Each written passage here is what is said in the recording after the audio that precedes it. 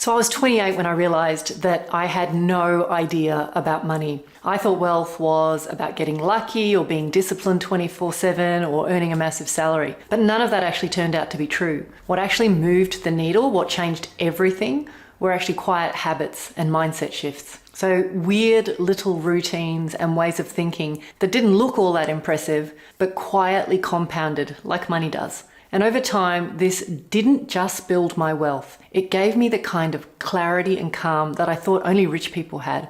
So in this video, I'm going to share with you 11 of the most powerful habits that totally changed my relationship with money over the last 25 years as a wealth coach. So let's dive in. So number 1, know your kryptonite. So we all have a weakness for spending in certain areas of our lives. And for me, it was never being able to say no when friends asked me to go out for a meal, even when it was outside my budget. So these weren't just casual dinners. Some of them were ridiculously expensive. And that pattern of spending money out of habit or to feel comforted or to fit in was everywhere in my life, and I didn't even notice it. So it turns out I'm not alone. A widely cited Harvard Business School study found that 95% of purchasing decisions are made subconsciously, driven by emotion and habit, not logic. And once I understood this, I actually made a decision not to cut out all spending, but to become militant about noticing where it was happening unconsciously. So the antidote to automatic spending isn't guilt, it's actually awareness. So I now treat unconscious spending like a leak.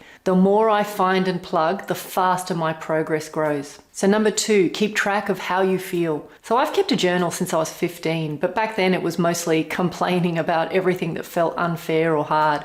But now it's about reflecting on what matters, what I'm grateful for, what I've learned, and what I need to grow through. And sometimes I write down what I want, and when I come back to it months or years later, I can see how much I've evolved. So not just my goals, but how I think about my goals. There's a reason that journaling is so powerful. Research shows that writing helps you regulate your emotions, clarify decisions, and even reshape your beliefs. So people who actually write down their goals are 42% more likely to achieve them, according to a Dominican University study. And the funny thing is when you start journaling consistently, you start noticing patterns. You can challenge yourself on what really matters. You begin to refine your thinking, and that process alone accelerates your progress. So it isn't about writing for hours or sounding wise. It's about pausing long enough to ask, what am I feeling? What do I want really? And is that still true today? So money clarity starts with mind clarity, and journaling has quietly been the most useful tool for both. So number 3 is consume the right knowledge. So there was a time when I would spend hours watching rom-coms on repeat. It felt really harmless. It was a bit of an escape, a bit of comfort. But when I looked at my goals and I looked at how I was spending my time, they just didn't match up. Later, I came across the works of Alfred Adler, who was a psychologist from the early 20th century. And he had these 2 simple but very confronting beliefs about education. He said the purpose of learning is to become self-reliant. And the second thing he said was, if your behavior and outcomes don't change, then you haven't actually learned anything. And that hit me hard, because I thought I was learning. I was like reading books and kind of watching videos, but nothing in my life was actually shifting. And research shows that when you consume fragmented media, it shrinks your attention span and reduces your ability to apply what you know. So in other words, you might feel informed, but you're not actually growing. So I made a shift. Instead of scrolling randomly or reading randomly, I actually started to consume with purpose. Targeted content, fewer voices, more depth. Because if you want to build wealth, real meaningful wealth, you have to get focused. You don't always need more information. You need the right content and the discipline to act on it. So number 4 is stop comparing. Now this one's really hard because comparison is human. We just can't help it. But what we don't realize is that the comparison, especially around money, can quietly ruin our progress. So after years of working behind the scenes with people's finances, here's what I know for sure. What you see on the outside almost never reflects what's going on in the inside.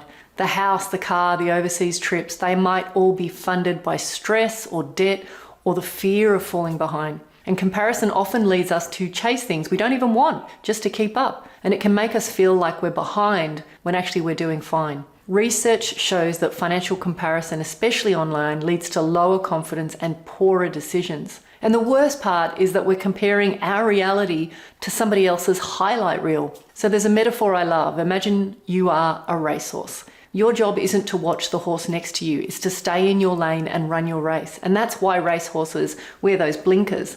They focus forward.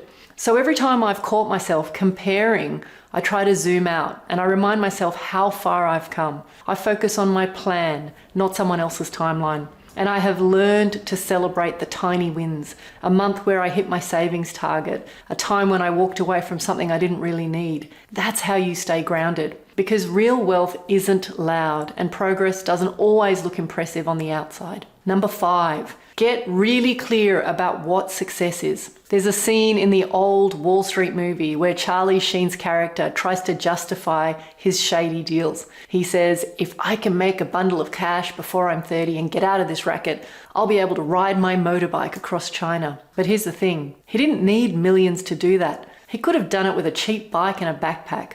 But like so many of us, he confused freedom with fortune. And I've done it too. I used to lie to myself about what success meant or what I thought I needed to feel successful. I had goals I never questioned, goals that didn't even belong to me. So here's a habit that changed everything. Write down your definition of success, all of it, the money, the lifestyle, the freedom, the feeling.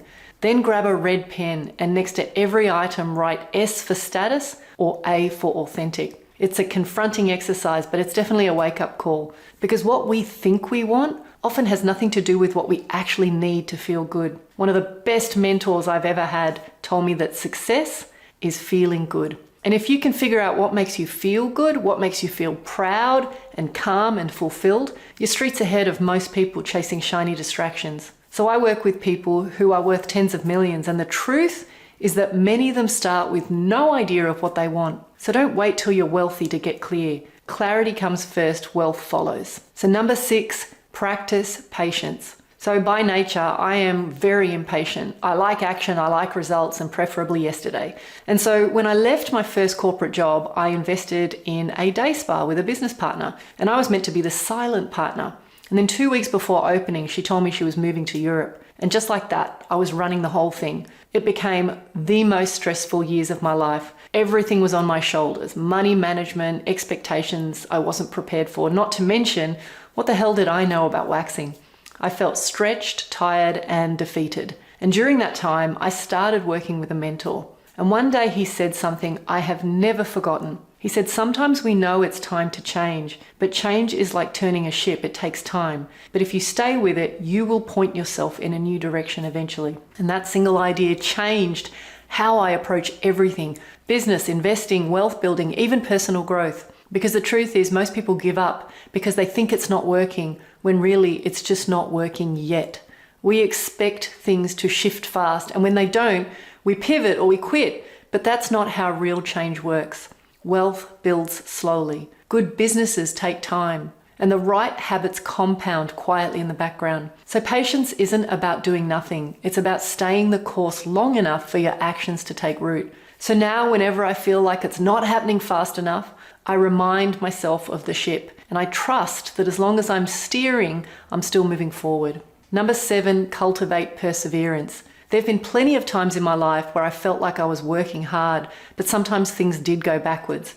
I lost money, I made mistakes, and there were moments when I honestly thought, I don't know if I can recover from this. We have this idea that wealth is built in a neat upward line, but in my experience and in the journeys of hundreds of people that I've mentored, that couldn't be further from the truth. The real path to wealth, it's jagged and it's slow and it's full of setbacks and sideways steps, long plateaus where nothing seems to be working. But once I accepted that I could stop expecting it to feel smooth, I got much better at getting up after I fell. I stopped reading short-term pain as a sign of failure, and I started treating it as part of the process. In a longitudinal study done by Angela Duckworth, she showed that people who stick with their plans through downturns, who stay in the game, they're the ones who build real wealth. So it's not about brilliance, it's about resilience.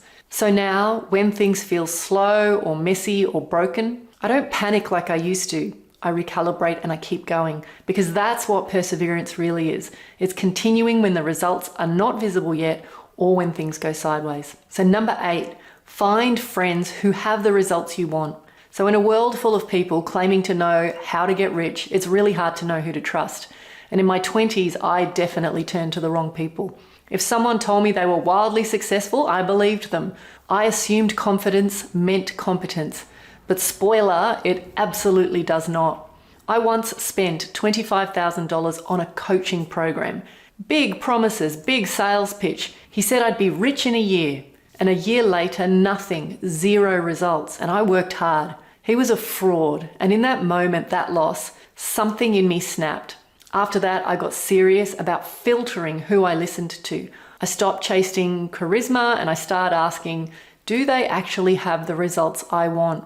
And sometimes I paid for that access, a course or a mentor or a ticket to a workshop. But often it was simpler than that. I looked around. I asked people that I respected, who do you know that's quietly doing well? A Yale study found that wealth, like behavior and mindset, spreads through your network. You are influenced not just by who you spend time with, but the habits and thinking of the people that you spend time with. If I wanted to level up, I couldn't just read more books. I needed to upgrade my environment. So I found people who didn't show off. They just knew what they were doing, and I paid attention.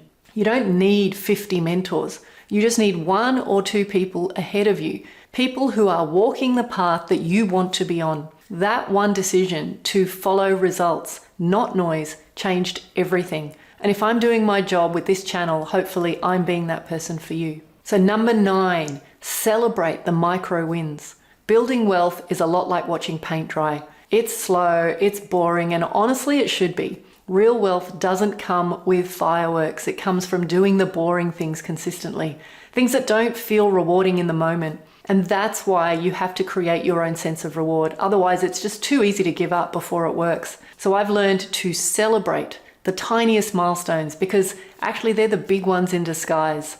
A month where I hit my savings target, or a week where I said no to a dopamine purchase, or canceling that pointless subscription, maybe even making my first $100 from an investment. These are the things that don't make headlines, but they quietly move the needle. And the science backs it up. BJ Fogg, who is a Stanford researcher and author of Tiny Habits, says that celebration is what wires the habit. So if you don't feel successful, the habit won't stick. Neuroscientist Dr. Andrew Huberman echoes this. He says celebrating small efforts triggers a dopamine release that tells your brain, do that again. And even Harvard Business Review calls it the power of small wins.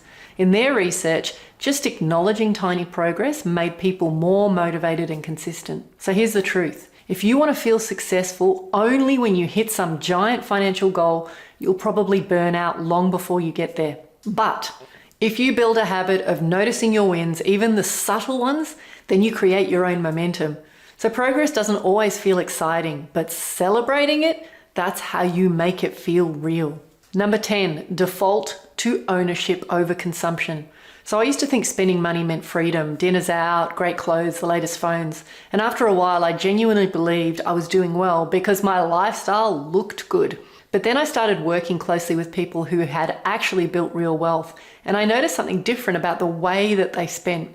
They weren't stingy, but they weren't hoarding. Every time they spent, they asked themselves one question: does this buy me ownership or just more stuff? And that mindset really shifted everything for me. Because once you start asking that, you see how often your money disappears into things that don't build anything. This is a shift in mindset to frugality. It's a word that makes a lot of people cringe, I get that. But I've found it to be one of the most common traits amongst genuinely wealthy people. Frugality doesn't mean starving your life of joy. It just means striving for simplicity.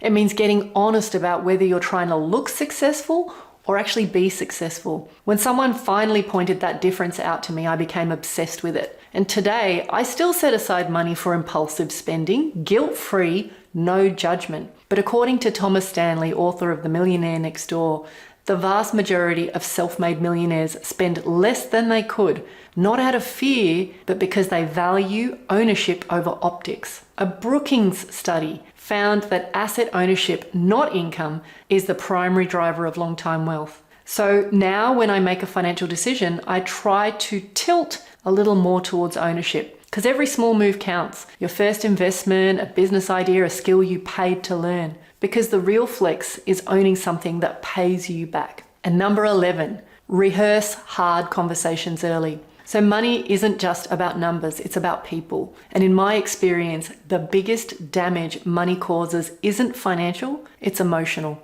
I've seen business partnerships fall apart over unspoken tension. I've watched couples avoid money talk for years until resentment exploded. According to a 2023 CFP board study, money is still the #1 source of conflict in relationships. So avoiding those conversations only makes it worse. So one of the best habits I've built is rehearsing hard conversations before they're needed. Talking with a friend about how we'd split the bill before we went out. Asking a mentor about fees before I signed anything. Clarifying expectations in a joint project before anything went sideways. Because when you don't speak up early, you often pay more later. In money, in emotion, in regret. The Gottman Institute calls this the slow drip of disconnection. It's not the big arguments that end things, it's the avoided ones. So now I treat honesty like insurance. Uncomfortable in the moment, but big and powerful in the long run. Practice speaking plainly. Ask the awkward questions. Don't wait until you're in a mess to find your voice. So it's not just good communication habit, it's a wealth habit. It's a superpower. So these habits didn't make me rich overnight. They weren't glamorous, and honestly, most of them felt pretty underwhelming at first. But over time, they changed how I think, how I spend, and how I feel about money. They gave me clarity. They gave me way more calm. And most importantly, they gave me options. Wealth isn't about how much you make. It's about how well you manage what you keep. And these small, unsexy shifts, they're how you start keeping it. If one of these habits landed with you, drop it in the comments, or better yet, pick one and just implement it. Try it this week. Because wealth doesn't come from doing everything. It comes from doing the right things long enough for them to work. If you want more intel on how to get better with your money, check out my video on money drainers you must avoid.